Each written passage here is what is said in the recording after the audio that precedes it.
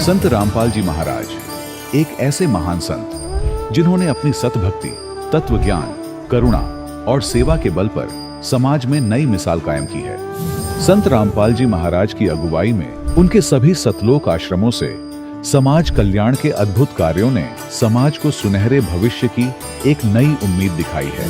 संत रामपाल जी महाराज से नाम दीक्षा लेने के बाद लाखों लोगों की लाइलाज बीमारियां जैसे कैंसर, एड्स आदि ठीक हुई।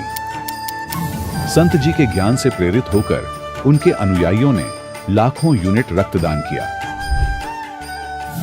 संत जी ने लाखों बहन बेटियों का दहेज मुक्त विवाह करवाया।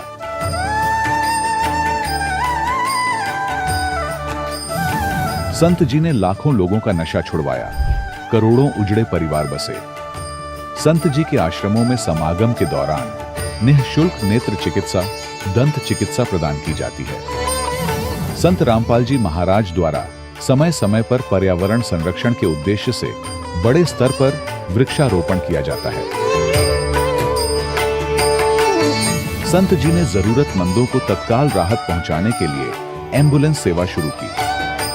संत जी अपने अनुयायियों को देहदान के लिए प्रेरित करते हैं, जिससे मानवता की सेवा और चिकित्सा क्षेत्र में सुधार हो सके। संत रामपाल जी महाराज के सभी आश्रमों में हर रोज निःशुल्क भंडारा आयोजित किया जाता है, जहां हर वर्ग, हर जाति और हर धर्म के लोग एक साथ बैठकर भोजन करते हैं।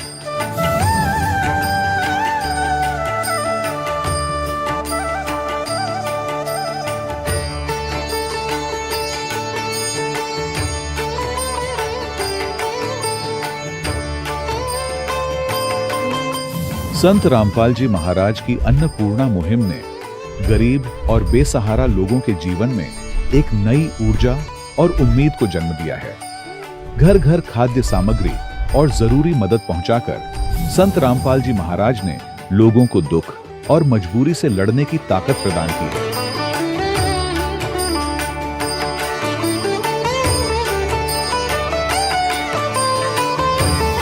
संत रामपाल जी महाराज द्वारा गरीब लोगों के लिए घर बनवाने का अद्भुत कार्य एक ऐसी मिसाल कायम कर रहा है जो सदियों सदियों संत जी की उदारता और दया भावना के तौर पर जाना जाएगा।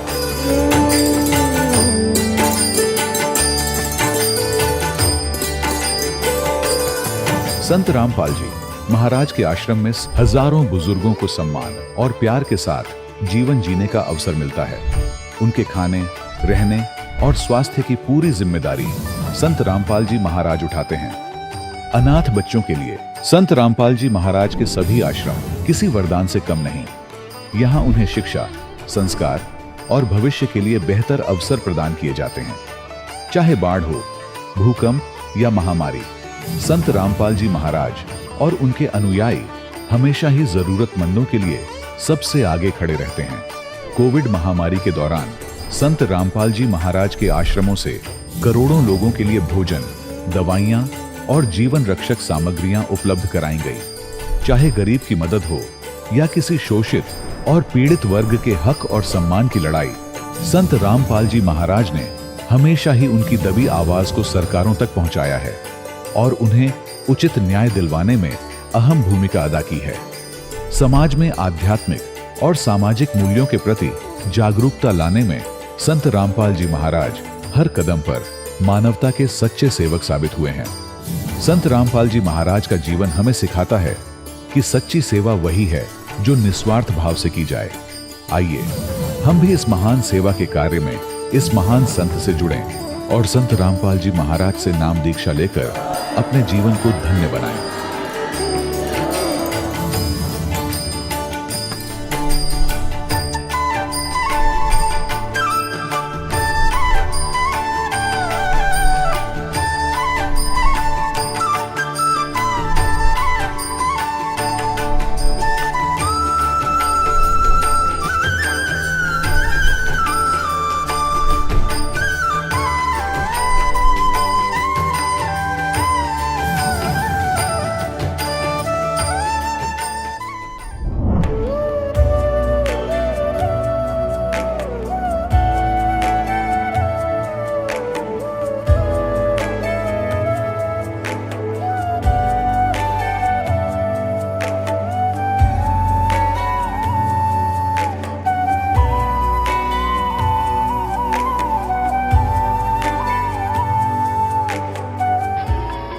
प्रभु राम देव भगवान अल्लाह खुदा ईश आदि नाम एक ही शक्ति के हैं। वो कैसा है, कहां है, कैसे मिलता है, किसने देखा है? ये प्रश्नवाचक चिन्ह पूर्ण रूप से हटाने के लिए अवश्य सुनिए जगत गुरु तत्वदर्शी संत रामपाल जी महाराज के अमृत वचन, सर्व पवित्र धर्मों के पवित्र शास्त्रों के आधार पर। सत साहिब दर्शकों, मनुष्य जीवन भर सुख व शांति की तलाश में परंपरागत भक्ति साधनाओं को अपनाता है, लेकिन जब उसे अपेक्षित सुख नहीं मिलता तो वह धीरे धीरे मानसिक तनाव का शिकार हो जाता है। दर्शकों, ऐसी ही कहानी थी उत्तराखंड के रहने वाले सुरेश जी की। सुरेश जी ने बचपन से ही हिंदू धर्म में प्रचलित सभी प्रकार की भक्ति साधनाएं अपनाई, लेकिन इसके बावजूद भी इन्हें परेशानियों ने घेरे रखा था। जब हिंदू धर्म में की जाने वाली पारंपरिक साधनाओं को करने से सुरेश जी को कोई लाभ प्राप्त नहीं हुए तो इन्होंने राधा स्वामी पंथ का भी दरवाजा खटखटाया, लेकिन अफसोस इन्हें वहां से भी केवल निराशा ही हाथ लगी। लेकिन दर्शकों, आज सुरेश जी का कहना है कि जब से मैंने संत रामपाल जी महाराज से नाम दीक्षा ली है, तब से मेरे जीवन की दिशा और दशा दोनों ही बदल गई हैं। अब मुझे वास्तव में यह ज्ञान हुआ है कि इस संसार में सच्चे सतगुरु केवल संत रामपाल जी महाराज हैं। दर्शकों, आखिर लाखों लोग अलग अलग पंथों और मार्गों को छोड़कर संत रामपाल जी महाराज की शरण क्यों ग्रहण कर रहे हैं? इसके पीछे की सच्चाई क्या है? आइए सुनते हैं सुरेश जी की कहानी, उन्हीं की जुबानी। सर नमस्कार। सत साहिब जी। सर क्या शुभ नाम है आपका? मेरा नाम सुरेश दास। सुरेश दास जी, कहाँ से आए आप? मैं गांव मेरा बिडौरी है, क्षेत्र नानकमता, तहसील सितारगंज, उत्तराखंड। सर आपने संत रामपाल जी महाराज से नाम दीक्षा कब ली? मैंने लिया 2014 में। सर संत रामपाल जी महाराज से नाम दीक्षा लेने से पहले आप क्या भक्ति साधना करते थे?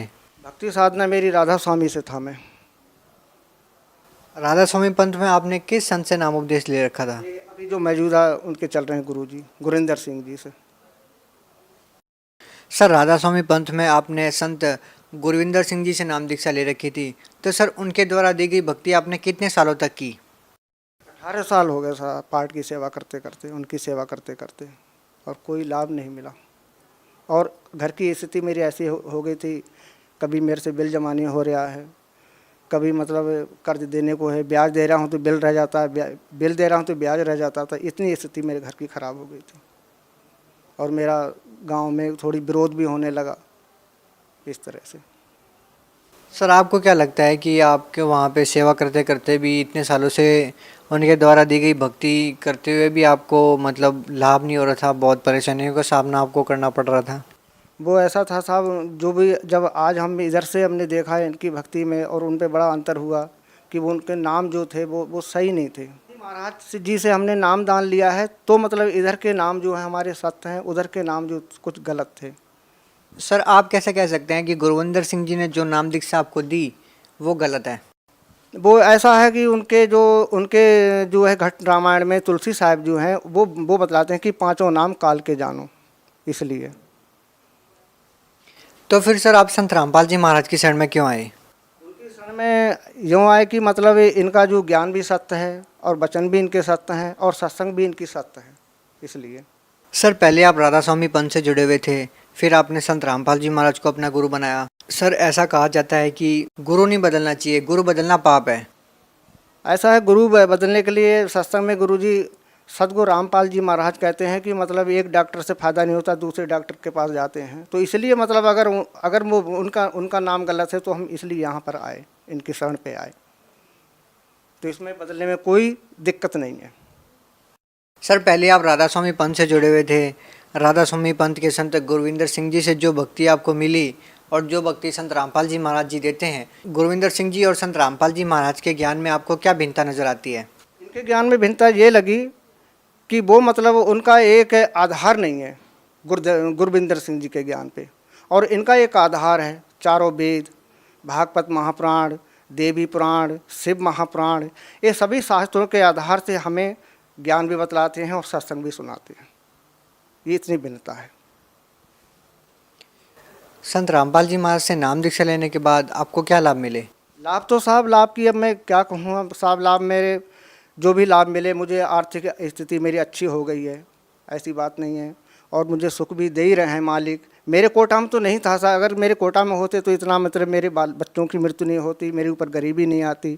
स्वयं वो सत्संग में कहते हैं कि जब आपके कोटा में नहीं होता है तो स्वयं परमात्मा ही देते हैं अपने कोटा से, इसलिए वो मुझे अपने कोटा से वो दे रहे हैं, मेरे तो भाग में नहीं था। जब राधा स्वामी पंथ में आपने संत गुरविंदर सिंह जी से नाम दीक्षा ले रखी थी, उनके द्वारा दी गई भक्ति आपने कितने साल तक की और उस साधनाओं को करने से आपको क्या लाभ मिले? जी जी सर, ऐसा है, मैं सदगुरु रामपाल जी गुरु जी के शरण में जब मैं आया हूँ तो मुझे लाभ होना शुरू हुए और लाभ भी अच्छे हुए और मेरी जो मानसिक परेशानी थी वो भी मेरी दूर हो गई। और आज भी मेरे पास कोई कमी नहीं है। बस कमी इतनी है कि अब बच्चे तो मृत्यु को समान हुए सो हुए, वो तो अब मिलेंगे नहीं, वो तो अब परमात्मा के चले गए, वो तो नहीं मिलने के हैं। मगर जो आज की स्थिति जो है वो मेरी अब सही है, मेरे शरीर भी सही है। पहले मुझसे काम भी नहीं होता था, घूमने फिरने के लिए एक टूटी सी साइकिल थी, आज मेरे पास एक मोटरसाइकिल भी है, मैं कहीं पर जाता हूँ तो मुझे दिक्कत भी नहीं होती। सर, आप उन लोगों को क्या संदेश देना चाहते हैं जो लोग आज भी राधा स्वामी पंथ में हैं और उनके द्वारा दी गई भक्ति करते हैं? मैं उनको ये संदेश देना चाहता हूँ कि जो आज भी राधा स्वामी से जुड़े हुए हैं वो मतलब वो भक्ति सही रास्ता की नहीं है, और जो भक्ति संत रामपाल जी की है ये प्रूफ के साथ है, इसका आधार है। और जो राधा स्वामी वालों की जो भक्ति है उसका कोई आधार नहीं है, वो निराधार है, शास्त्र के विहीन है। ये मैं कहना चाहता हूँ। सभी जो जितने भी मेरे पाठी थे, प्रीचर थे और बुक रीडर से, मैं सभी से प्रार्थना करता हूँ हाथ जोड़ करके। सर, आप भगत समाज को क्या संदेश देना चाहते हैं? समाज को यही संदेश देना चाहूँगा कि हाथ जोड़ कर मेरी विनती है, गुरु जी का सत्संग सुने और आकर के नामदान केंद्र हल्द्वानी में खुला हुआ है, ढकिया नंबर 1 काशीपुर में भी खुला हुआ है, जगह जगह उन्होंने और सत्संग भी दे दिए हैं। ज़्यादा से ज़्यादा संख्या में उनकी संगत में आएँ और आकर के अपना कल्याण कराएं। जी, बहुत बहुत धन्यवाद आपका। सत साहेब जी। दर्शकों, अभी आपने सुने संत रामपाल जी महाराज से दीक्षा प्राप्त करके सुखी हुए भक्त के अनुभव। अब देखिए जगत गुरु तत्वदर्शी संत रामपाल जी महाराज के मंगल प्रवचन। 7 समुद्र की मसीह करूं और लेखनी करूं बन राय, धरती का कागज करूं गुरु गुण लिखो न जाए। होय होय, अब बता के गुण लिखेंगे इस परम पिता परमात्मा का। इतने कष्टों से हमें निकाल दिया। एक कुत्ते का जीवन लिखने लगो, एक मक्के के दुख है उसके ऊपर। सर्दी का मौसम, गली में पड़ा है, पहले वो कोठी में रहता था एसी रूम में बिना भक्ति के, देख कहाँ बड़ा उसका प्लेटफार्म, फिर गली में बैठा है परिवार लेटा है, कुतिया कुत्ते बनकर, ऊपर से वर्षा हो रही है, ठिठुर रहा है, आता जाता उसका लठ मार देता है तो इस और फिर वो भूखा उठता है, सुबह किसी के द्वार की तरफ भागता है तो वहां उसको सुबह सुबह कौन उसके लिए वहां परोठे तैयार कर रखा है, उसे डंडा मारेंगे चल।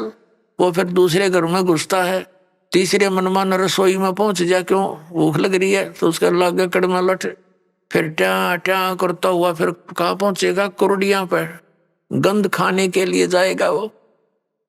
पुणात्माओं, ये तो एक दिन का प्रोसेस है कुत्ते का। इसको सारे गधे कुत्ते सब 84 लाख योनियों को देखते हुए इसको लिखने लगे तो परमात्मा कहते हैं परमात्मा के गुणों का, या पूरी पृथ्वी जितना कागज हो, 7 समुद्रों की इंक हो, ये सब खत्म हो जाए पर परमेश्वर के इस गुण का अंत नहीं।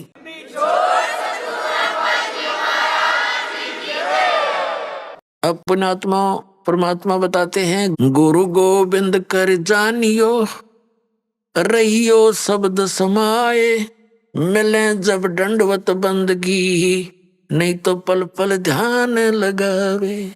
गुरु जी को गोविंद यानी परमात्मा तुल मानकर अपना इस भक्ति रूपी गेम को सफल करना।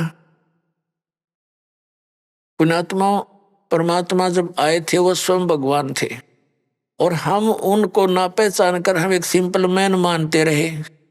आशीर्वाद देते थे, लाभ भी होता था, लेकिन फिर वो जुलाहा दिखा करता, उनने भगवान दिखाई ना दिया। इस करके हम सारे रह गए यहीं पर 64 के 64 लाख। अब परमात्मा ने बताया कि गुरु को गोविंद समझकर, भगवान समझकर डील करो, ट्रीट करो उसको। जैसे ये दास तो भगवान नहीं है, लेकिन वो परमात्मा ऐसे ही दास की तरह रोल करके चले गए, वो भगवान थे और काल हमारी रोल मार गया नू। तो इसलिए परमात्मा ने कहा है कि गुरु जी को तुमने परमात्मा मानकर अपने इस भक्ति मार्ग को सफल करना होगा, ना कतई नहीं होगा ये तुम्हारा। जैसे गणित के अंदर एक ऋण का प्रश्न होता है, उसमें मूलधन ज्ञात करना होता है, उसके लिए मानना पड़ता है, मान लो मूलधन 100 रुपये। वो 100 रुपये मूलधन नहीं होता, मूलधन तो अरबों खरबों में होता है, करोड़ों में होता है। वो मूलधन अरबों करोड़ों वाला प्राप्त करने के लिए हमने 100 रुपये मूलधन मानना पड़ेगा। ये मजबूरी समझ लो, ये जरूरी समझो, इसके बिना वो मिल नहीं सकता। हमने जिस मूलधन की हम खोज कर रहे हैं और वो नहीं मिला तो हम फेल हो गए, नंबर 0 हमारे। तो गुरु जी को आप जी ने ये समझना पड़ेगा कि भगवान ही बैठे। जैसे हम परमात्मा के पास जाएंगे तो हम कैसे डील करेंगे उनको, जैसा इस दास को करोगे ये आपका स्वभाव बनेगा, यही भाव बना रहेगा। तो इस भाव और स्वभाव को हमने यहीं चेंज करके जाना पड़ेगा उसके दरबार में। और वहां जाके फिर मन में 2 सटपट रहेगी तो फिर पटक देंगे उल्टे ठाके।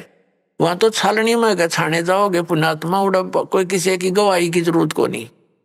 तो इसलिए हमने परमात्मा बताते हैं, गुरु गोविंद कर जानियो रहियो शब्द समाए, यानी जो मंत्र दे दिया उसका जाप करते रहना। और मिले गुरु जी जब दंडवत बंदगी प्रणाम करे, और बाद में नहीं तो पल पल ध्यान लगावे, यानी उनकी याद रखे इन गुणों को। हे भगवान, पुण्यात्मा, अमिताभ बालक को, छोटे से बच्चे को 2 साल का, कोई 3 वर्ष का, यानी जिस दिन नाम मिला उसी दिन से आपकी ये भक्ति मार्ग में आयु काउंट होती है। कोई 4 वर्ष का, कोई 5 वर्ष का, कोई 10 वर्ष का, तो बच्चे ही गिने जाते हैं। जब आप थोड़े से मैच्योर हो जाओगे तो फिर देखना आपकी सती थी, आप रोया करोगे बैठ कर, भगवान जुल्म हो गया था, मनुष्य जीवन इतना अनमोल था, कौड़ी बदले जा था। और फिर इस दास की आपको उपयोगिता का पता चलेगा।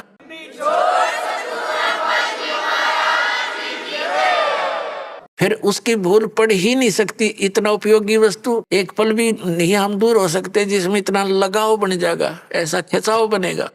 और ये लगाव, ये खिंचाव ही आपको सतलोक लेके जाएगा। जैसे हम इस काल भगवान के ऊपर आसक्त हुए और इतने आसक्त हो गए कि डटे नहीं डटे, वहां पर इतना सुख छोड़कर हम इस गंध में आ गए, केवल इसकी चाह, इसके ऊपर आसक्त हो गए।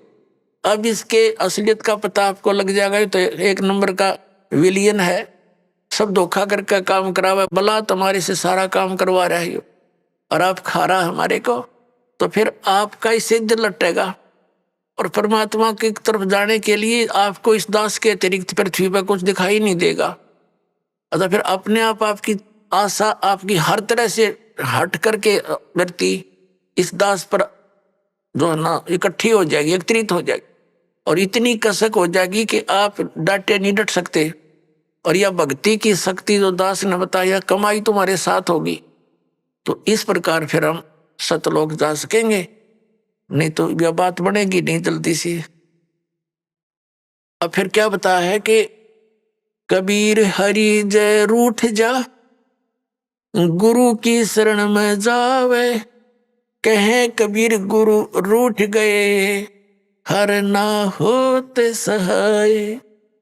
जैसे क्या बताते हैं, जो व्यक्ति अपने पाप कर्मों के कारण दुखी होते हैं तो वो कहा करते हैं कि हमारा राम रूठ गया, हमारा राम रूठ गया, नए नए दुख आने लग गए हमारे ऊपर। और जो सुखी होते हैं उनको यूं कहा करते हैं, इनका राम राज्य है, इनके ऊपर भगवान प्रसन्न है। और जो दुखी होते हैं वो कहते हैं हमारा राम रूठ गया। अब पुण्यात्माओं, जब तक हमारे पुण्य चलते हैं तो हमें सब सुख सुविधाएं उपलब्ध होती हैं, तो ऐसे लगता है कि हमारा राम राज्य है, प्रसन्न है। और जिनके पुण्य खत्म हो गए, उनके पाप शुरू हो गए, तो उनका राम रूठ गया। अब जैसे गुरु गोविंद दोनों खड़े, किसके लागू पाए, बलिहारी गुरु अपना, जिन गोविंद दियो मिलाए। अब क्या बताते हैं परमात्मा ने कितना एग्जाम्पल दिया हमारे को समझाने के लिए। कैसा उदाहरण दिया है कि जैसे आप कहीं खेतों में एकांत स्थान पर या कहीं पर मजदूरी कर रहे हो, कोई कार्य कर रहे हो, मटका भर ले गए पानी का घड़ा घट, और उस जब तक उसमें जल है तो नो प्रॉब्लम, प्यास लगी घट घट पिया फिर काम लाएंगे। और जब वो घट यानी घड़े में पानी खत्म हो गया, जल खत्म हो गया, तो समस्या ही उत्पन्न हुई। तो फिर वो राम रूठ गया। जब तक उसमें जल था तो राम राज्य था, सुविधा सारी थी, प्रॉब्लम थी नहीं। अब वो जल खत्म हुआ तो राम रूठ गया। अब वो राम मिले कहाँ? हैंडपंप में। हैंडपंप में मिला वो जल, तो वहां गए, हैंडपंप के नीचे रखा मटका, फिर करी उसकी पूजा सेवा और भर लाए, फिर सुखी हो गए। तो जिनके ऊपर अब पापों के दौर चल पड़े, उनके पुण्य समाप्त हो चुके, और सुख होगा पुण्य बढ़ने से, पुण्य प्राप्त होने से। तो यहां परमात्मा कहते हैं कि एक तरफ तो आपके पास एक घड़े में जल रखा है और एक तरफ हैंडपंप है। जल तो समझो वो परमात्मा है घड़े में, और हैंडपंप गुरु जी है। अब कौन से को सिलेक्ट करोगे तुम? हैंडपंप को। हैंडपंप में तो कितना पानी निकाले, और मटका में जो जल है वो तो थोड़ी सी दिन, एक दिन भी पूरा ना निकाला मन मान पूरे परिवार का। तो यहां परमात्मा कहते हैं गुरु गोविंद दोनों खड़े, और किसके लागू पाए, बलिहारी गुरु अपना, जिन गोविंद दिया मिलाए। हैंडपंप बिना जल नहीं मिले।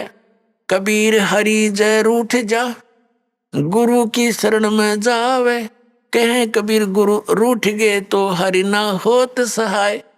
जैसे हैंडपंप खराब कर दिया आपने, उसकी केयर टेक करी नहीं, तो फिर जल कैसे मिलेगा? अब गुरु रूठ गया तो भगवान साथ नहीं देगा बिल्कुल भी। परमात्मा कहते मम संत मुझे जान मेरा ही स्वरूपम, मेरे संत को मुझे ही जान लेना तब मैं तेरे निकट आऊंगा। नहीं तो परमात्मा ये सोचते हैं जैसे जैसा व्यवहार आप इस दास के साथ करते हो और जो सोच इस दास के प्रति रखते हो, तो परमात्मा ये वो करते हैं, निरीक्षण करते हैं, जांच करते हैं कि यदि इस दास के स्थान पर वो मालिक विराजमान होते तो आप जी ऐसा ही व्यवहार करते, क्योंकि परमात्मा एक धारणक रूप में रहा करते, ऐसी क्रिया करते थे जैसे आप जी करते हो। और वो शूद्र वर्ण में जैसे महर्षि रामानंद पंडित जी बड़े विद्वान माने जाते थे, और परमात्मा उनको इस काल के जाल से निकालना चाहते थे। 5 वर्ष के बालक रूप में परमात्मा अपनी लीला में शरीर दिखा रहे थे। रामानंद जी का एक शिष्य था, उस शिष्य को परमात्मा ने एक प्रश्न किया था कि तुम विष्णु जी को सर्वेश्वर बताते हो, इनका तो जन्म मृत्यु होता है, पुराणों में ऐसा लिखा है। जिस बात से क्षुब्ध होकर के उस रामानंद जी के शिष्य ने परमेश्वर कबीर जी से कहा था, क्या तूने दीक्षा ले रखी है, तूने पुराणों का ज्ञान कहाँ से हुआ? परमात्मा ने कहा कबीर जी ने कि मैंने दीक्षा ले रखी है, गुरु बना रखा है, जो तेरा गुरु जी है वही मेरा गुरु जी है। उस समय ब्राह्मण वर्ग, ब्राह्मण जो है वर्ण, केवल ब्राह्मणों को दीक्षा देते थे, उन्हीं को भक्ति का अधिकारी मानते थे, अन्य को तो टोटके टाटके बता कर उन महाराज जी रखा करते थे, और कथा सुना सुना कर उनसे चंदा अपना वो लेते थे दान। इस बात से अक्षुब्ध होकर के तूने एक शूद्र होकर मेरे गुरुजी की बेइज्जती कर दी है, एक पंडित को अपना गुरु बताया है। रामानंद जी से कंप्लेंट की गई, कबीर परमात्मा को वहां बुला लिया गया बहुत से श्रोता वहां विराजमान थे। रामानंद जी ने पहले तो प्रश्न उत्तर किए, तू कौन है, तेरा क्या नाम है। परमात्मा ने कहा था, सुन रामानंद, राम मैं, राम बावन नरसिंह। और फिर कहा था, ए स्वामी सृष्टा में सृष्टि हमारे तीर, दास गरीब अधर बसु में अवगत सत कबीर। रामानंद जी से कहा था कि ए रामानंद जी, मैं सारी सृष्टि का रचनहार हूँ और ऊपर सतलोक में रहता हूँ, मैं पूर्ण परमात्मा हूँ। इस बात से दुख मान गया रामानंद जी। बहुत सी गाली गलौज किया परमात्मा के प्रति कि तू नीच जात का है, छोटी जाति, ऊंचा मुंह बातें करता है, तो कुजात है, तेरे माँ का पता ना, पिता का पता पता नहीं कहाँ मिला था। इस तरह की ओछी मंदी बातें कही और परमात्मा खुश होकर खड़े रहे। जैसे एक सुयोग्य शिष्य ने अपने गुरु जी के सामने, चाहे वो कुछ भी बोले, वो कोई ऑब्जेक्शन, कोई दोष मन में नहीं आना चाहिए, ये रिहर्सल हमें बता कर गए थे परमात्मा।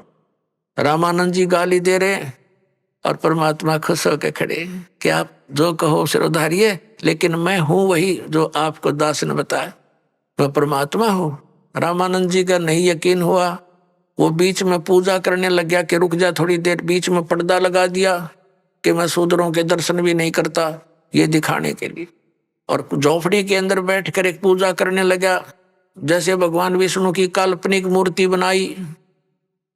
ये शालिग्राम की पूजा ऐसे करते थे जैसे विष्णु जी की मूर्ति को, श्री कृष्ण की मूर्ति को नवाते गंगा जल से, फिर उनको साफ कपड़े पहनाते, छोटे छोटे कपड़े बनवा रखे होते। तो ऐसे वो कल्पना से कर रहा था, कोई ओरिजिनल वस्तु नहीं थी अंदर। और वो क्या करते हैं कि सब कपड़ों को उतार कर भगवान के सब नवा धवा के फिर धोती बांध देते हैं, कुर्ता बना देते हैं, तिलक लगा देते हैं, मुकुट रखते हैं और साथ में कंठी भी डालते हैं, जो वैष्णो साधुओं की पहचान होती है। तुलसी के एक मनिये की एक ही मन का होता डोरी में। अब मुकुट रख दिया, उस दिन माला डालनी भूल गए रामानंद जी। अब रामानंद जी ने सोची आज तो बात बिगड़ गई भाई, माला डालनी भूल गए, लेकिन उस दिन जो कर्म कांड के अंदर मुकुट रख दिया तो मुकुट उतारा नहीं जा सकता, पूजा खंडित मानी जाती है उस कर्म कांड के अंदर। और यदि पूरा श्रृंगार नहीं हुआ, कंठी नहीं डली, तो भी पूजा खंडित, इनकम्प्लीट रह गई। तो रामानंद जी ने सोचा इस मुकुट के ऊपर से डाल देता हूं। वो मुकुट में फंस गई, अंदर नहीं जा रही है। बड़ा चिंतित हुआ। पुण्यात्मा भगत ही होते हैं, ठीक अवस्था डले ढो रहे हैं, लेकिन भक्ति के लक्षण उनमें विद्वान रहते हैं। बहुत दुखी हो गया रामानंद, हे भगवान आज मेरे से एक ही गलती बन गई, इतने जीवन में 104 वर्ष का हो गया, 16 वर्ष की आयु में लगा था आपके चरणों में, आज तक ऐसी भूल नहीं बनी थी। हे परमात्मा कोई गलती हो तो माफ करना। बाहर खड़े भगवान कबीर साहब बोलते हैं कि स्वामी जी इस माला की गांठ खोल लो या गुंडी खोल के और फिर गले में डाल दो, मुकुट उतारना नहीं पड़ेगा आपको।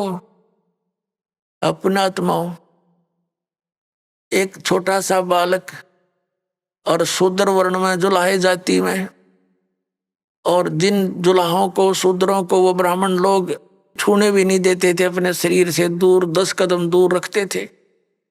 अब इसको ब्राह्मण कहते हैं। ब्राह्मण सोए जो ब्रह्म पहचाने, जो भगवान को पहचान ले वो ब्राह्मण है, न तो सूखे डले डोहा प्राणी। अब जब रामानंद ब्राह्मण ने देखा कि ये कबीर, ये तो परमात्मा खड़े हैं जिसने मेरे मन की बात बता दी, मैं तो कोई कल्पना कर रहा था, मन में सोच ही रहा था, मेरे मन की बात बता दी। अब वो पर्दा दिया फेंक, और सामने हजारों की संख्या में ब्राह्मण दर्शक बैठे कि आज कबीर की पिटाई होगी और रामानंद जी कहेगा कि मैंने इसको दीक्षा नहीं दी, ये झूठ बोलता है। रामानंद जी ने देखा बाहर के पूरा ब्राह्मण वर्ग समाज खड़ा है और उधर एक भगवान खड़ा है शूद्र रूप में। तो कहते परमात्मा कहते हैं वक्त पड़ा सौदा करे और बाढ़ में जाओ, युग थोथा ज्ञान। उसी समय उस बालक को ऐसे अपने सीने से लगा दिया परमात्मा को रामानंद जी ने। बोलो सतगुरुदेव की।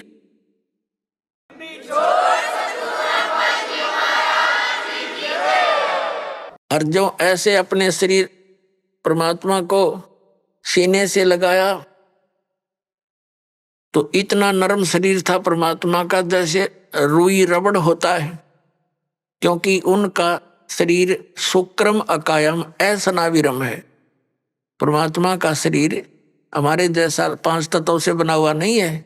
जैसे यजुर्वेद अध्याय नंबर 40 के मंत्र 8 में लिखा है कि कबीर मनीषी शुक्रम अकायम असनाविरम स्वयंभू, वो स्वयं प्रकट हुआ होता होने वाला परमात्मा है, स्वयंभू है, उसका कोई कर्ता नहीं, वह स्वयं बना है, अपना आप ही है, समझो स्वयंभू का अर्थ।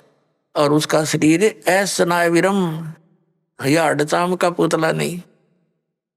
तब रामानंद जी ने कहा था, मन की पूजा तुम लखी, ये मुकुट माल प्रवेश, गरीब दास गति कौन लखे, तेरा कौन वर्ण के भेख। ओए होए। अब रामानंद जी कहते हैं, भगवान आप तो परमात्मा हो, और आपको कैसे पहचान सके हमारे जैसे जीव सत्र के व्यक्ति। आप किस तरह वेशभूषा में 5 वर्ष के बालक की आयु में और कौन से वर्ण में यानी जुलाए जाति में खड़े हो।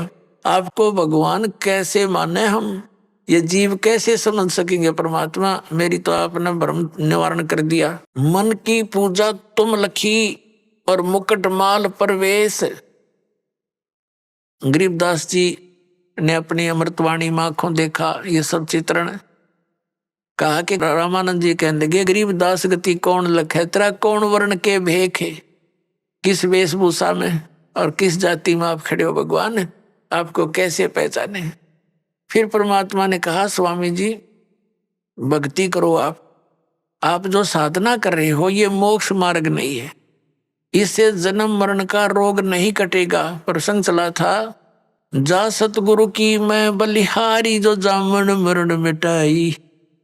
जा सतगुरु की मैं बलिहारी, जो जामन मरण मिटावे, जन्म मरण मिटा दे। तो रामानंद जी ने कहा, बच्चा मैंने तो आज तक जिससे भी ज्ञान सुना है, स्वर्ग से ऊपर कोई स्थान नहीं, और श्री कृष्ण और विष्णु से ऊपर भगवान और शंकर से ऊपर मैंने भगवान नहीं सुना। अब इनकी पूजा छोड़कर मैं और की पूजा कैसे करूं, कैसे विश्वास करूं। बालक तेरे पे मैंने 104 वर्ष का वृद्ध हो गया।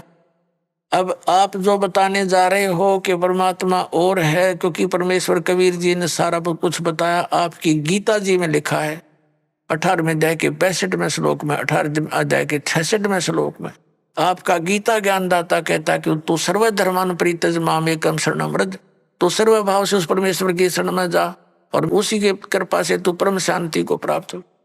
अब उनको कंठस्थ याद थे, ब्राह्मण थे, वो तो सारी याद थी, पूरी गीता कंठस्थ याद थी, सब श्लोक याद थे। तो रामानंद जी ने कहा कि हे भगवान, हम तो इसका व्रज का अर्थ उल्टा ही लगाए बैठे थे। तो परमात्मा ने कहा, अब उल्टा कर लो, क्योंकि गाड़ी को उल्टा डाल ले तो चले नहीं, गाड़ी को सीधा ही खड़ा करना पड़ेगा। अब परमात्मा ने कहा कि उसकी शरण में जाने के लिए जो साधना है वो 17वें अध्याय के 23वें श्लोक में लिखा, ये तत् और सत मेरे पास है। ये मंत्र कबीर साहब ने कहा था रामानंद जी को। ओम तो सार्वजनिक है ही। तब रामानंद जी ने कहा कि देख बच्चा, मैंने सारी उम्र खो दी इसी भक्ति में, अब कहीं मैं घर का रहूं ना घाट का। 104 वर्ष का बूढ़ा हो गया, आप साधना बताओ, कहीं प्रमाण दिखाई देता नहीं। ठीक है, ये गीता जी का मंत्र तो मैंने याद है, ओम तत्सत, लेकिन ये सब कुछ देख कर भी विश्वास नहीं हो पा रहा मुझे। तो परमात्मा कहने लगे कि हमारी बात पर जो विश्वास करेगा तो उसको हम प्रमाण भी दिखा देंगे। रामानंद जी ने कहा, देखो मैं 16 साल की उम्र से लगा था, 16 वर्ष की आयु से, और आज तक मैं यही साधना करता हूं। मैंने पूरा शरीर अपना साध रखा है, समाधिस्थ भी होता हूं। परमात्मा ने कहा, आप समाधिस्थ हो कि कहां तक पहुंचते हो समाधि में। अब वो समाधिस्थ हो गया, अभ्यास था डेली का, योग युक्त होने का, एकदम समाधिस्थ हो गए। समाधि क्या, सपना सा होया करता, सपना सा। एक ऐसी स्थिति आ जाती है कि वो भूल जाता है मैं कहाँ बैठा हूं, और ऊपर के जो साजबाज दिखाई देना शुरू कर देता है। तो परमात्मा उनके साथ साथ जा रहे हैं। रामानंद जी पहुंच गए आगे त्रिकुटी पर पहुंच जाता है प्राणी। ये ओम नाम के जाप का साधक त्रिकुटी पर जाता है। वैसे भी जो अन्य साधना करते हैं वो भी जो धर्मी पुरुष होते हैं वो सीधे त्रिकुटी पर ही पहुंचते हैं। वहां से फिर 3 रास्ते बन जाते हैं। परमात्मा ने कहा कि यहाँ आगे कहाँ जाओगे स्वामी जी, समाधि दशा में बातें हो रही जैसे स्वप्न में होते हैं। अब रामानंद जी कहता आगे मुझे पता नहीं, मैं तो यहीं तक पहुंच पाता हूं। तो परमात्मा ने कहा कि ये जो लेफ्ट साइड का रास्ता है ना, ये जाता पहले धर्मराज के दरबार में। ये पूरी न सोच ले सेक्रेटरीएट है ये पूरा। और वहां जब आपकी मृत्यु होगी तभी जा सकोगे, आगे पहले नहीं जा सकते वहां। तो वहां आपका अकाउंट होगा, आपने जिस भी देव की पूजा कर रखी उसी के लोक में आपको भेज दिया जाएगा। तो ऐसे ही सबका अकाउंट यहाँ होकर के फिर उन अन्य स्थानों पर भेजा जाता है। और इधर राइट साइड के अंदर ये 88,000 खेड़े हैं और ये दूसरे टाइप के व्यक्ति इधर भेजे जाते हैं। और सामने जो है ये ब्रह्मरंध्र है, सामने का जो है ये तुम्हारे किसी मंत्र से नहीं खुल सकता, ये ब्रह्मलोक को जाता है। आपके पास जो मंत्र हैं आप जाप करते हो, ओम नमः शिवाय या ओम भगवते वासुदेव या हरे राम कृष्ण राधे श्याम, इन करके जाप देख लो आप। रामानंद जी ने सारा कुछ कर लिया लेकिन वो गेट नहीं खुला। तो परमात्मा ने कहा मैं खोलूं मेरे सतनाम से। परमात्मा ने कहा देख मैं सिमरण करता हूं सतनाम का। वो तो मालिक थे, सिमरण किया, एकदम सामने का गेट न पट दे ही खुल गया। अका जय मेरे साथ।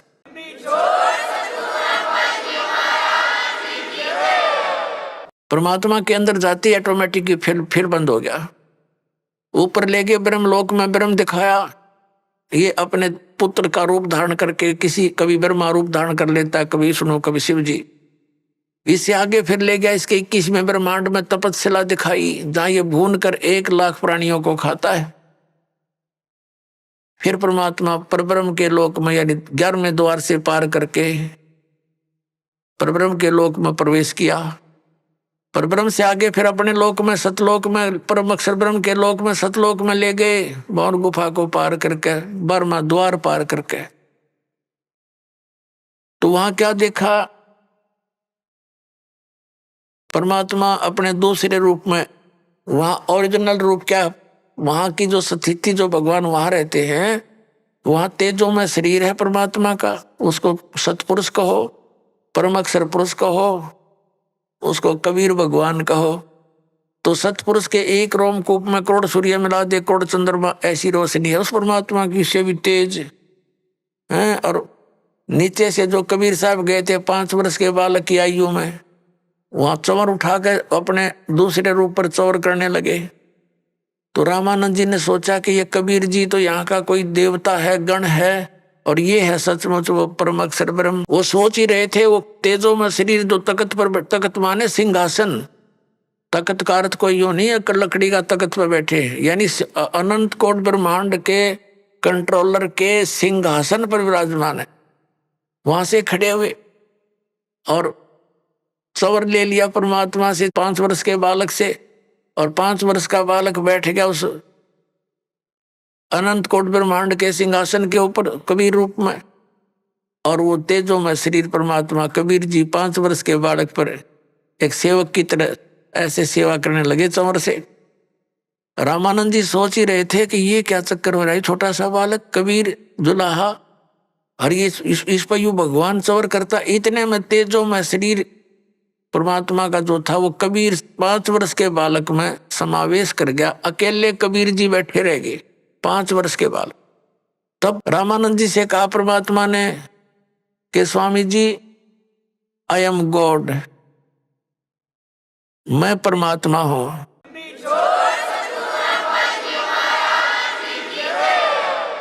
और तुम मेरे बच्चे हो, वहां काल के जाल में हो, देख झांक कर उस नरक में जहां तुम रह रहे हो। रामानंद जी ने नीचे देखा तो तेरे की यहाँ तो ऐसे दिखे जैसे कीड़े मकोड़े चल रहे होते इस नरक में। इसका सारे जो यहाँ के राष्ट्रपति और प्रधानमंत्री चाहे सब कुछ हो, वो सतलोक की तुलना में ऐसा गंध दिखाई देता है। परमात्मा कहते हैं 100 योजन जाती है या दुनिया की गंध 100 योजन तक, 1 योजन में 12 किलोमीटर। कहते 1200 किलोमीटर तक इसकी बदबू जाती है ऊपर इस गंदे लोग की, जहां तुम ठाठ मान रहे हो स्वर्ग सारे मिला करके सारे इतने खराब हैं यहाँ के। तब रामानंद जी से कहा कि जाओ तुम वापस ही यहाँ आना पड़ेगा। हो गया विश्वास आपको? अगे भगवान हमारी ताएं खुल गई। जब वापस आए शरीर में, सामने फिर बैठे परमात्मा, वही 5 वर्ष के बालक रूप में जागोष्ठी हो रही थी उनकी। चरण पकड़ दिए 104 साल के उस वृद्ध ने, ब्राह्मण ने, सच वो था ब्राह्मण, और 5 वर्ष के दानक के पैर पकड़ दिए उस बालक के और कहा कि 2 ठोड़ है, एक तू भया एक से 2, और गरीबदास हमकार ने तुम आए हो मुग्धो। तुम साहेब तुम संत हो, तुम सतगुरु तुम हंस, और गरीबदास तेरे रूप में और न दूजा अंश। बोलो सतगुरुदेव।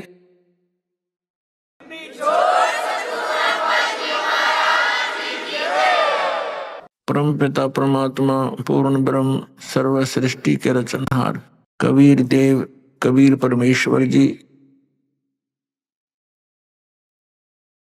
ये हमारे परम पिता हैं, हमारे जनक हैं।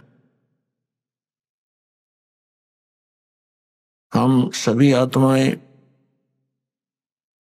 यहाँ काल के जाल में फंसे हुए हैं। इस काल के षड्यंत्र का पर्दाफाश करने के लिए स्वयं परमेश्वर ही यहाँ आते हैं।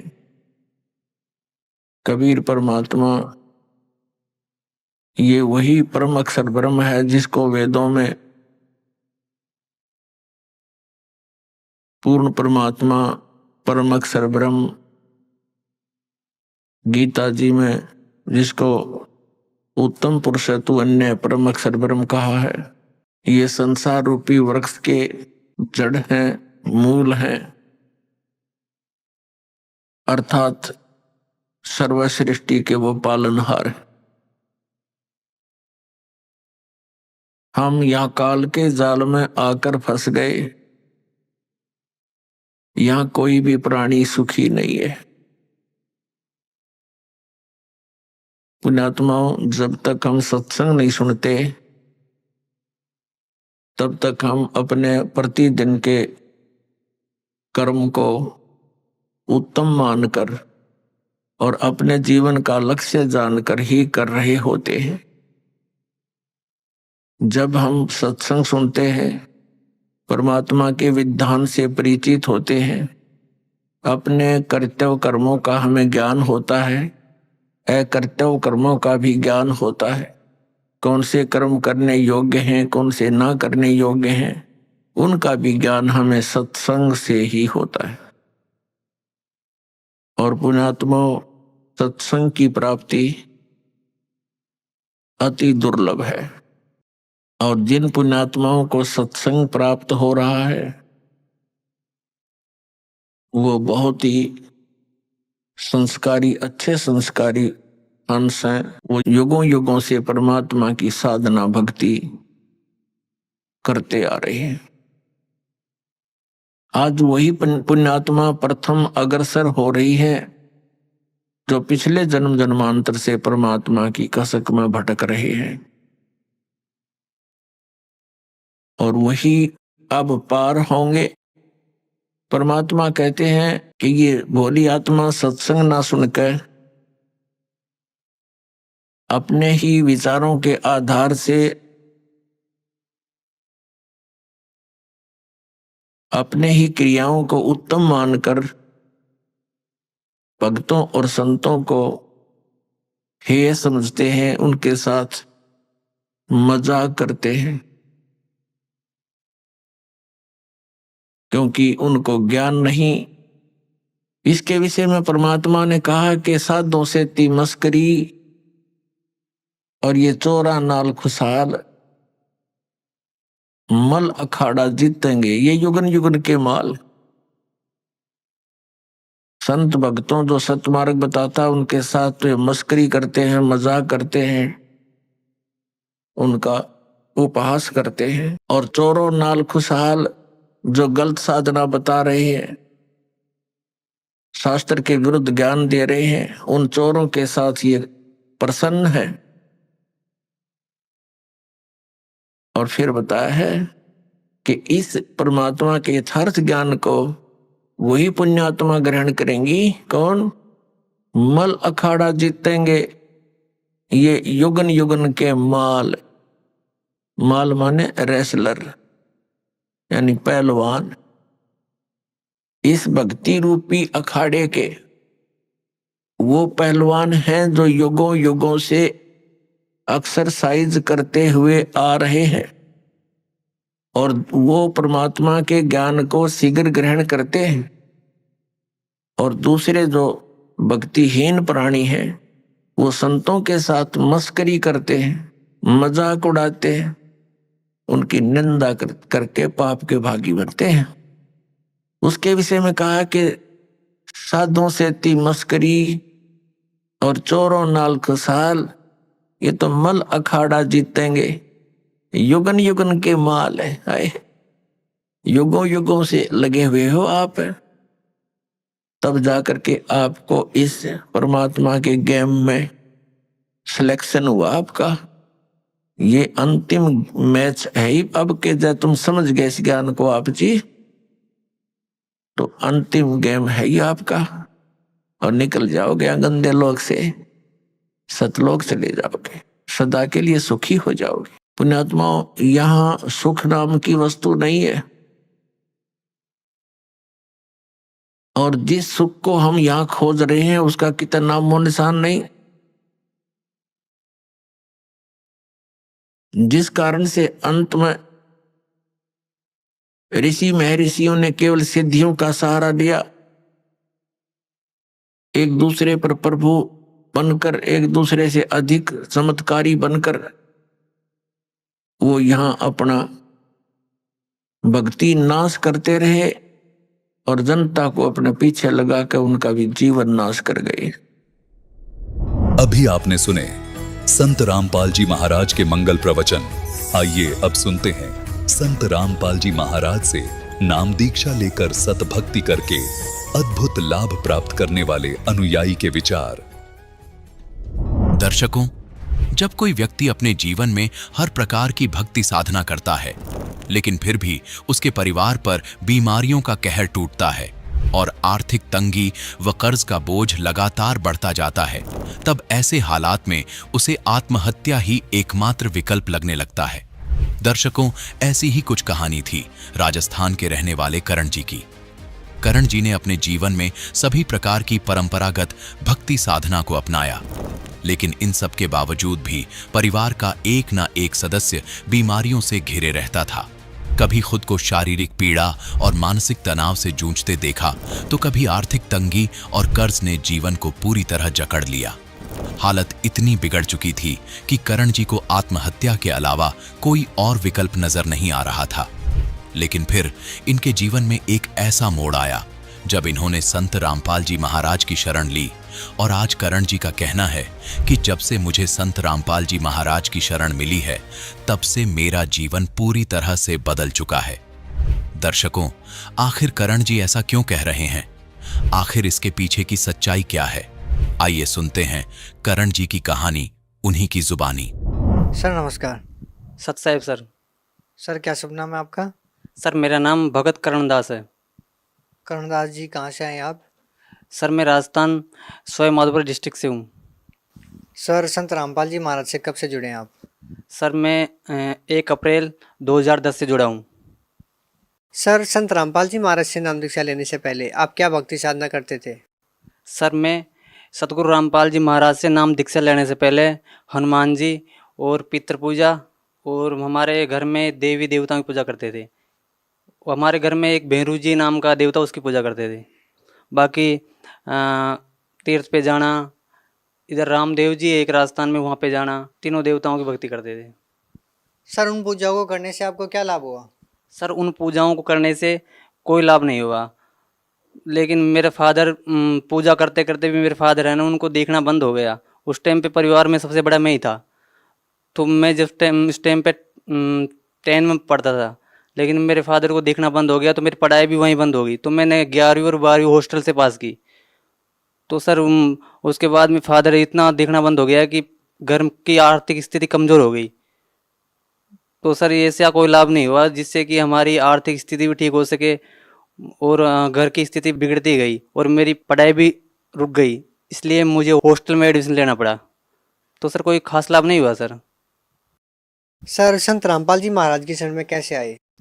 सर एक मेरा दोस्त था, हमने साथ साथ पढ़ाई करते थे, वो मेरे पड़ोस में रहता था।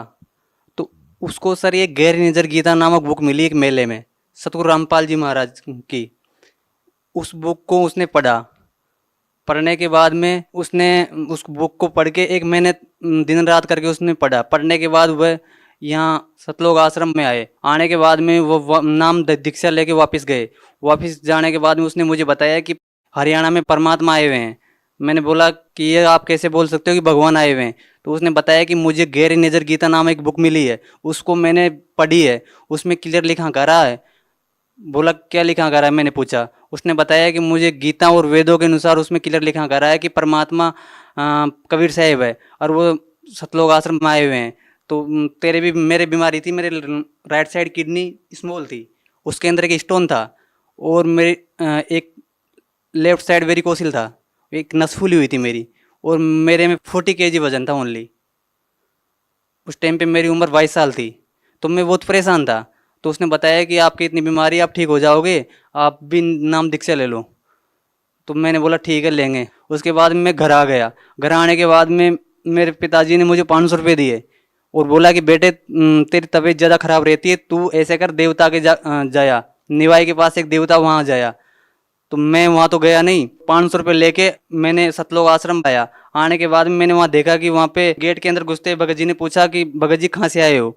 मैंने बोला भगत जी मैं राजस्थान से आया हुआ हूँ। आने के बाद मैंने चारों तरफ देखा तो परमात्मा की जगह जगह पोस्टर लगे हुए थे। उसमें उल्टा लटका हुआ एक संसार रूपी वृक्ष का चित्र लगा हुआ था। उसको पढ़ा, मेरे समझ में नहीं आया कुछ भी। उसके बाद में उन्होंने नियम बताया, मैंने नाम दीक्षा ले ली। सर कौन से नियम बताए आपको? उन्होंने नियम बताए कि एक तो पितर नहीं पूजना है और पितर नहीं पूजना है, और दारू मांस तम्बाकू भीम गांजा आदि नशा नहीं करना है, और ताश नहीं खेलना है, फिल्म नहीं देखना है। ये नियम बताने के बाद में मैंने सतगुरु रामपाल जी महाराज से नाम दीक्षा ले ली। सर जो सतभक्ति संत रामपाल जी महाराज ने आपको दी है, उससे आपको क्या लाभ मिला? सर जो सतभक्ति सतगुरु रामपाल जी महाराज ने मुझे दी है, उससे फर्स्ट लाभ तो मुझे ये हुआ कि मैं शुरू में क्या बहुत दुखी था। पूरी ज़िंदगी गरीबी में गुजर गई, ऐसा गुजरी जैसे उस टाइम पे स्कूल भी जाते थे तो साइकिल भी नहीं थी दास के पास। मेरे में 40 kg वजन था। महीने भर के अंदर मेरे में 50 किलो वजन हो गया और वजन बढ़ गया और मेरा शरीर भी ठीक हो गया। उसके बाद में मेरी राइट किडनी खराब थी, तो यहाँ अम्बेडकर हॉस्पिटल में गया। अम्बेडकर हॉस्पिटल में बताया कि आपकी जांच यहाँ, किडनी की जांच यहाँ नहीं होगी, आप ऑल इंडिया मेडिकल जाओ। मैं ऑल इंडिया मेडिकल गया। वहाँ जाने के बाद मैंने किडनी की जांच करवाई तो उन्होंने बताया कि आपकी किडनी छोटी है, अरे 10% काम करती है और ये आपकी किडनी निकलेगी। तो मेरे पास पैसे भी नहीं थे, तो मैं वापस आ गया। आने के बाद में फिर मैंने परमात्मा से अरदास लगाई कि भगवान, डॉक्टर बोलते हैं कि तेरी किडनी निकलेगी, किडनी छोटी है। परमात्मा ने बोला कि भगवान ठीक करेंगे, गुरुजी ने बोला। उसके बाद मैंने वापस जांच करवाई तो मेरी किडनी ऑटोमेटिक बिल्कुल ठीक हो गई, स्टोन गायब हो गया। आज तक मेरे किडनी में दर्द नहीं है। पहला लाभ तो मुझे ये मिला। और दूसरा लाभ भगत जी, मेरी पत्नी आने के बाद में उसने भी नाम दीक्षा ले ली थी गुरुजी से। तो उसके 7 महीने बाद में उसके पेट में बच्चा रहा। तो बच्चे ट्विंस थे। मैंने अल्ट्रासाउंड करवाया यहीं गुड़गांव पालम बिहार में, यूएफआर केंद्र में। तो डॉक्टर ने बताया कि इन दोनों बच्चों के पेट में पानी है। डॉक्टर ने बोला कि बच्चे की सफाई करवा दो, वरना इसकी माँ ख़त्म होगी, बच्चे ख़त्म हो जाएंगे। उसके बाद हम घर आ गए। घर आने के बाद में मेरी मिसेज ने बोला गुरुदेव के चलते हैं। गुरुदेव के यहाँ सतलोक आश्रम में सतगुरु रामपाल जी महाराज के यहाँ आए। आने के बाद में दर्शनों की लाइन लगी। लाइन लगने के बाद में गुरु जी के दर्शन हुए। दर्शन होने के बाद में मैंने प्रार्थना करी, गुरुदेव भक्तमती के 7 महीने के पेट में बच्चा है और डॉक्टर बोलते हैं कि आप इसकी सफाई करवा दो, वरना ये आपकी मिसेज ख़त्म हो जाएगी और बच्चे ख़त्म हो जाएंगे। तो परमात्मा ने बोला कि बेटे परमात्मा रजा करेंगे, ठीक हो जाएगा सब। उसके बाद में मैं दर्शन करके वापस आ गए। आने के बाद मैंने भक्तमती को वहीं छोड़ दिया हफ्ते भर के लिए। हफ्ते भर बाद में वापस गया, भक्तमती को साथ लेके आया और उसी डॉक्टर से अल्ट्रासाउंड करवाया मैंने, जिससे पहले करवाया था। तो उस डॉक्टर ने चेकअप करके बोला कि इसका ऑटोमेटिक पेट में पानी खत्म हो गया, बिल्कुल अब नॉर्मल है। परमात्मा के पास जाने के बाद में परमात्मा सतगुरु रामपाल जी महाराज की रजा से मेरी मिसेज के जो बच्चे पेट में, उनके पेट में पानी ऑटोमेटिक खत्म हो गया। ये परमात्मा की इतनी ऐसी रजा हुई कि जिसको बोल भी नहीं सकते थे।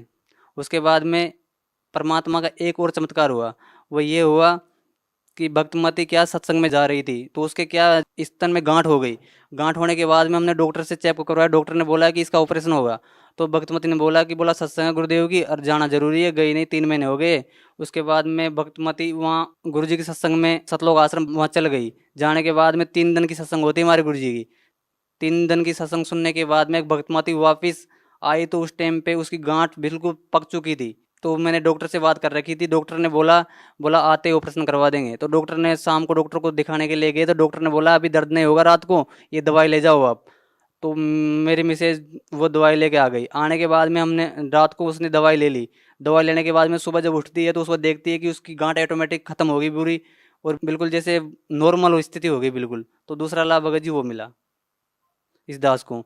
और इसके बाद में एक दफ़ा दास बाइक से जा रहा था, जाने के बाद बाइक पे बैठे हुए थे, 2 पीछे बैठे हुए थे, तो मेरा एक्सीडेंट हो गया। एक्सीडेंट होने पर इतनी ज़बरदस्त एक्सीडेंट हुआ कि गाड़ी कम से कम 10 फीट दूर तक घिसती हुई चली गई, लेकिन उस टाइम पे भी दास से कुछ भी नहीं हुआ। एक चमत्कार ही हुआ। सर, भारतवर्ष को संतों की भूमि कहा जाता है। हिंदुस्तान में बहुत से प्रसिद्ध धर्मगुरु हैं। सर, आप उन सबको छोड़ के संत रामपाल जी महाराज की शरण में क्यों गए? सर, क्या कारण है? सर, हिंदुस्तान में लाखों धर्म गुरु है, लेकिन सतगुरु रामपाल जी महाराज की शरण में हम इसलिए गए क्योंकि सतगुरु रामपाल जी महाराज जो ज्ञान देते हैं वो शास्त्र, वेद और गीता के अनुसार देते हैं। उनका ज्ञान पूरे धर्म गुरुओं से हटके हैं। वो बताते हैं कि भगवान है कौन, कहाँ रहता है, उसका नाम क्या है, वो बिल्कुल क्लियर बताते हैं। आज तक इतने बड़े हो गए, आज तक किसी ने हर कोई ये बोलता था कि भगवान भगवान भगवान है, लेकिन किसी ने ये नहीं बताया कि उस भगवान का नाम क्या है, कहाँ रहता है और वो कैसे मिलेगा। सतगुरु रामपाल जी महाराज ने बिल्कुल क्लियर बता दिया कि वो भगवान का नाम ये है, वो वहाँ मिलेगा, बिल्कुल सारा रास्ता बता दिया। तो उनका ज्ञान पूरी वर्ड से हटके हैं, इसलिए सतगुरु रामपाल जी महाराज से हमने नाम दीक्षा लेने के लिए सतलोक आश्रम गए और वहाँ परमात्मा से नाम दीक्षा ली। क्या आपको लगता है कि जो भक्ति संत रामपाल जी महाराज ने आपको दी है उससे आपका पूर्ण मोक्ष होगा? हाँ जी सर, मुझे पूरा विश्वास है कि जो सतभक्ति सतगुरु रामपाल जी महाराज देते हैं उससे पूर्ण मोक्ष होगा, क्योंकि परमात्मा ने जिन जिन संतों को सतलोक दिखाया उन्होंने अपनी अपनी बुक में लिख के गए कि परमात्मा ऐसा है। गुरु नानक साहिब को सतलोक दिखाया परमात्मा, कबीर साहिब जी ने गरीबदास जी महाराज चुड़ाने वाले जी को सतलोक दिखाया, उन्होंने अपनी किताब में लिख गया कि, और घीसादास जी को सतलोक दिखाया। तो इन सभी संतों ने अपनी अपनी बुक में लिख के गए कि भगवान ऐसा है और वह सतलोक में रहता है और वहाँ जाने पर ही पूर्ण मोक्ष मिलेगा। तो इन सबको देख के लगता है कि पूर्ण विश्वास हो चुका है कि परमात्मा कबीर साहिब है, और कबीर साहिब भी सतगुरु रामपाल जी महाराज के रूप में सतलोक आश्रम में इस टाइम पे आए हुए हैं, और वहाँ हम सही जगह पहुँच के सही गुरु से, पूर्ण गुरु से नाम दीक्षा ले ली। तो हमें पूरा विश्वास है कि हमारा जन्म मरण खत्म होगा, हम सतलोक जाएंगे, हमारे निज घर जाएंगे, फिर वापस इस मृत्यु लोक में नहीं आएंगे। ऐसा शास्त्र प्रमाणित ज्ञान है परमात्मा का। सर, भगत समाज को क्या संदेश देना चाहते हैं? सर, भगत समाज को ये संदेश देना चाहूँगा कि मैं इतना दुखी था कि मेरे में 40 किलो वजन था और बाकी शरीर भी ठीक नहीं था, गरीबी भी थी, और फादर को भी दिखाई नहीं देता था। इतनी बुरी कंडीशन में था कि कई बार तो ये सोचा कि आत्महत्या कर ले। ऐसी ज़िंदगी किस काम की जिसमें सुखी भी नहीं हो, दिन रात जिसमें यही है कि कैसे हमारा घर चलेगा, कैसे क्या होगा। तो भगत समाज को ये संदेश देना चाहते हैं कि सतलोक आश्रम में सतगुरु रामपाल जी महाराज जो कबीर साहिब के अवतार के रूप में इस टाइम पे आए हुए हैं, वहाँ आके और नाम दीक्षा लेके अपना कल्याण करवाए। सर, बहुत बहुत धन्यवाद। सत्संग।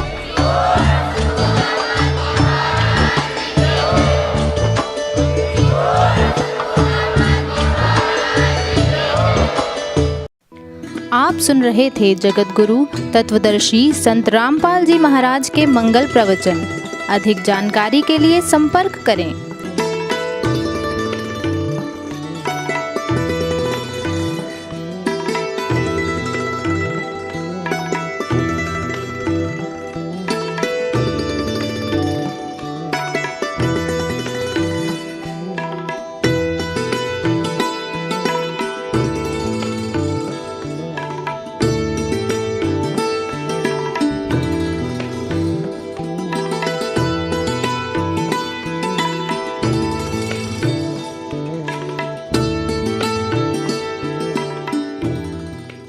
जगत गुरु तत्वदर्शी संत रामपाल जी महाराज जी के पावन सानिध्य में भक्ति की अलख जगाने तथा श्रद्धालुओं को सत्य भक्ति मार्ग का रास्ता दिखाने हेतु कनाडा के लोकप्रिय चैनल द TVNRI चैनल पर जगत गुरु तत्वदर्शी संत रामपाल जी महाराज जी के मंगल प्रवचनों का प्रसारण प्रतिदिन सुबह 7:30 बजे से 8:30 बजे तक तथा रात्रि 7:30 बजे से 8:30 बजे तक किया जा रहा है। इस सत्य भक्ति मार्ग को अपनाने के लिए अधिक से अधिक सत्संग प्रसारण देखें। इस सत्संग प्रवचन का सीधा प्रसारण संत रामपाल जी महाराज लाइव सत्संग YouTube चैनल और जगत गुरु संत रामपाल जी महाराज Facebook पेज पर भी देख सकते हैं।